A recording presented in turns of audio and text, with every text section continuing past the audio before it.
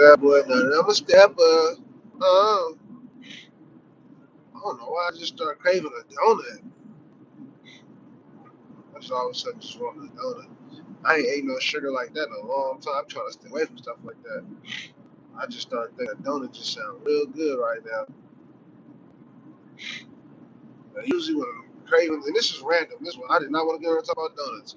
But it'd be funny when I be eating healthy, sticking to the course for a long time, and you start getting random cravings out of nowhere. I don't know if it's like your body is like cleaning itself out, and I feel like that's what I feel like my mind's happening. Your body cleaning itself out, and like just stuff start coming out your body like cravings and maybe some old remnants of the donuts and make me crave it. Like, man, I want a donut. I don't even eat bread. The only bread I eat is like these low calorie tortillas because I'll be eating them with my burrito to get my protein and stuff. And I like burritos because you basically can pack it. Burritos like a spread. You just pack it with a bunch of stuff.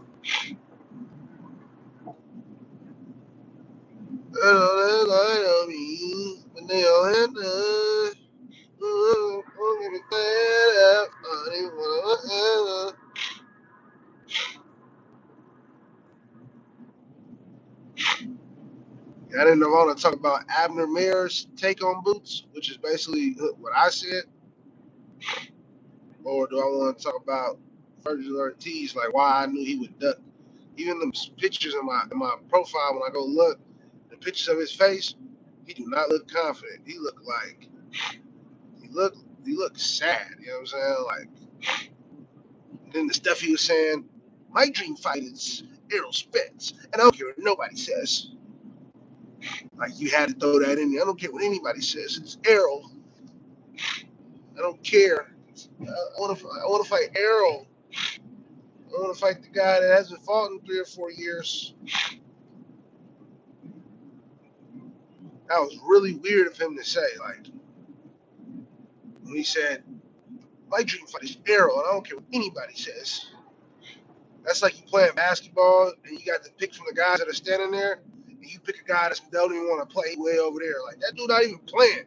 Pick from somebody right here. He picking over there. I'm we picking that guy. Dude, that guy not even in the game. That's what it was when he said Arrow. Like anybody seen Arrow in 3 or 4 years? What up, Turtle? And I don't care what anybody says. Like the way he said that was just bootsy. Like he knew how that was gonna get interpreted. But yeah, I didn't know I want to talk about Abner Maris' take. I know I talked about Tim Bradley's take the other day. Abner Maris said Boots damn near looked perfect.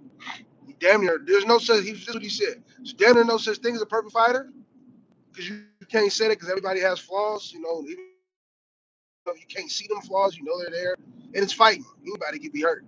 But he said Boots is damn near perfect. Vergil Mata, what up? Valerie Mata. He said Boots is damn near perfect. That's what I felt. Because when you want to point out flaws in a fighter, like I look at a fighter, does he use his jab? Does he have defense? Does he have good feet? Does he have athleticism? Is he fast, slow? Most of the time, those things kind of jump out at you off the top. Is he short? Like, what's his flaw? What's the thing that you can use against him? I can't see it on Boots either. I ain't gonna lie. Like Xander, what they use in Puerto Rico, they use Santa Maria. They in the Santa Maria. Better pull that Santa Maria out. That's what he better pull out. Go holler at them priests. To beat Boots, I think you just gotta hope. You just gotta pray Boots have a bad night. You know what I'm saying? Because right now Boots is like at the top of his game. You know what I'm saying? He could be here all the way to he's like 35. He'll slow down. He's gonna start to slow down as far as being a gunslinger and all that extra stuff he be doing. His athleticism start to slow down as he get older, but his IQ and he doesn't use a whole lot of athleticism. That's the thing. Like with Roy Jones, Roy Jones is jumping, leading hooks, and he did a lot of like he broke a lot of rules because he was so athletic. You can do that, and it was funny because me and my boys talking about like how do he sent me a video of Tim Bradley, and I know I talked about this yesterday, but I want to go over that video again. He sent me a video for me to watch it. I said I don't watch nothing from Tim Bradley, bro. Tim Bradley's a goofy. I don't care. He's a pro fighter. He goofy. He says stuff just to like to get the fans going. I don't listen to that. Like I don't need to get going. I don't need hype. I like listening to like real information. I don't when I sit down and listen to something, it better be the better of my life. You feel me? Not some goofy trying to just be antagonistic and get people excited. Like I don't need that in my life. That's for the casuals. But they played this video of Boots on the pad, and he's like, see how he crossed his feet right there? Look, he's crossing his feet. Like, bruh, what up with y'all, man, Cody? It's like, bro, if you're gonna put out a flaw on somebody, how you gonna try to find a flaw in the pads? Like, let's be honest. You're gonna use even if a flaw was seen on them pads, you can't recreate that flaw. You got to go to a fight he had and then say, okay, look, this is what Karen did to make him do this. You can repeat this. What up with y'all? What up with y'all, man? Johnny Bentley, what up? Like that's how you find a flaw in somebody. Not watching on the pads. Like, look, every time he does it, he does. You don't know what you have to do to recreate the situation that's on those pads. That's not where you find flaws. You know what I'm saying? That was just goofy. It was a waste of time. That's why I told my boy, I was like, nah, that's why I didn't want to watch it. You know what I'm saying? Because I knew Boots at best, you can go to the Karen fight, you know what I'm saying, and say, hey, he has an issue with movers or whatever. But I'm telling you, them Eastern Europeans are different. They don't throw a lot of punches. They go into these modes where they just move, fake, don't really throw a lot of punches. And when you do that, that's very difficult to deal with somebody because you're not giving them nothing to go off of. That's why Crawford had a hard time with Maginot. It wasn't because Maginot's so skilled, because you see at this high level, I don't think he's beat anybody, has he? I don't think he beat anybody at the high level. So it wasn't that. He's good though. We ain't gonna take nothing from him. But what he's doing that makes him good is that, herky jerky, don't throw a lot of punches, so it's hard to read him. And it can be frustrating if a guy loses patience.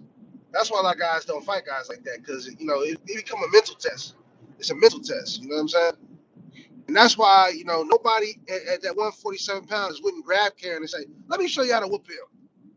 Why nobody wouldn't grab Karen and show us how to do it? Because they don't want those problems. They don't want those problems.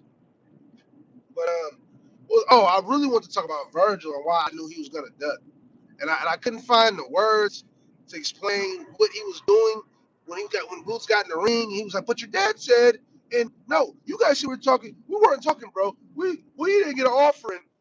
He wants to control the narrative. That's what that is. That's what they've been doing ever since Boots got on their behind. They've been trying to like be ahead of the narrative, and it's really lame to me. But whatever. You know what I'm saying? Like super lame. It's like you don't want to fight, so we're just gonna attack the narrative. Same thing Ryan Garcia and his dad and them are doing. You know what I'm saying? Like, we got caught cheating. We still haven't gave y'all a real good excuse. And when we blame the supplement company, we had to stop saying that because they were gonna sue us. So let's just keep talking about Victor Conte's connection to Devin Haney. Like, bro, stop it. Then they got people running talking about, yeah, Ryan took a hair follicle test. That's like saying you took a hair follicle test. It's like you go, teacher gives you an F, right? Because you didn't do the assignment, do it right, and then you turn in the assignment to another teacher and say, hold on, this teacher gave me an A. Hold on, you guys, hold on. I went to give it to another teacher and they gave me an A. That teacher ain't the one grading the test, fool. That ain't your teacher. That ain't the one you had to pass the test with. You know what I'm saying? That's insane. And people are running with it. He took a hair follicle test and he passed. And from who? Like, what credible source does hair follicle test all of a sudden? You know what I'm saying? Like, come on, man. It's just goofy. But I've got to the bottom of the psychology of people who run around saying that stuff. You know what I'm saying? It's just copium. The copium gang. That's why I named them. A copium gang is people who really don't care about boxing. They just, whether they in it because they hate Devin or they're in it because they just love Ryan, whatever. It's weird, but they really don't want to accept the reality of boxing. That's what it is. So they make up these weird, they run with these weird narratives and weird stories and all this old weird goofy stuff, man. It's just extremely goofy. But like I seen a fan the other day, yesterday, matter of fact. He commented, he said, I don't know why, Xander is fighting Boots. He's not ready. It's a bad style matchup. And, one thing about Bob Arum and De La Hoya, they do a better job of matching their guys. I'm like, bro, you're talking like, Xander's not a champion. He's a two-belt champion. a unified champion.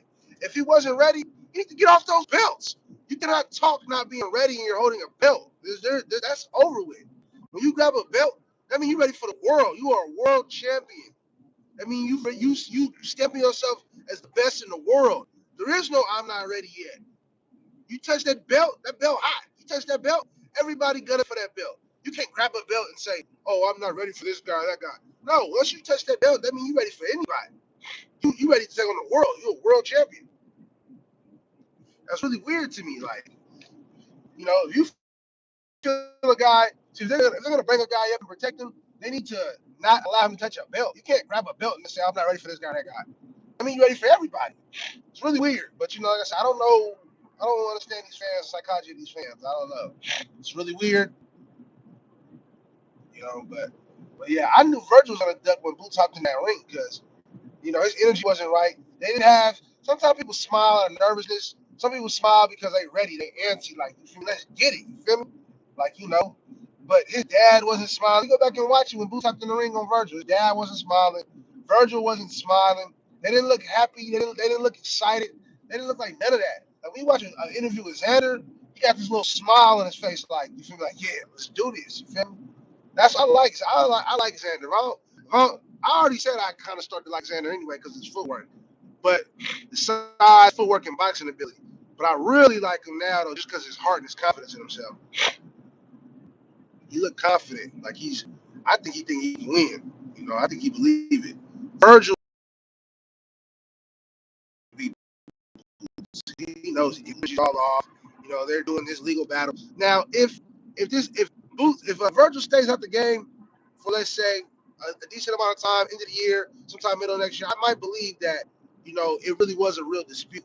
But if he come back and fight this year, or even top of next year, like I don't believe that, bro. Top of next year though, you might be a little more believable. But he fights this year, that was a Peter Duck move.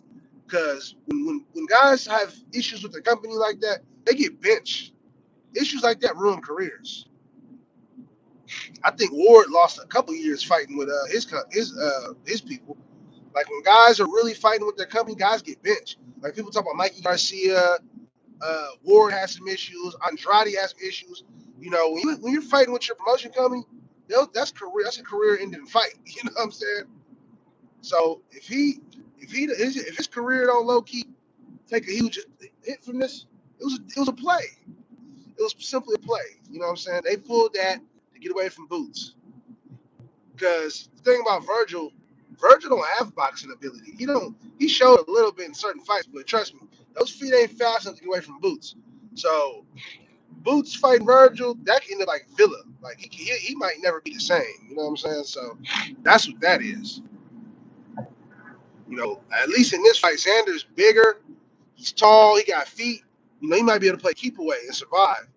But Virgil, he wasn't gonna be able to go nowhere. Virgil was gonna be in trouble. Virgil's gonna get beat to a pulp. You know what I'm saying? That's just what it was and what it is. But I'm almost where I need to be. I'm tapping with y'all, man. Y'all have a good day today, man. Get it in.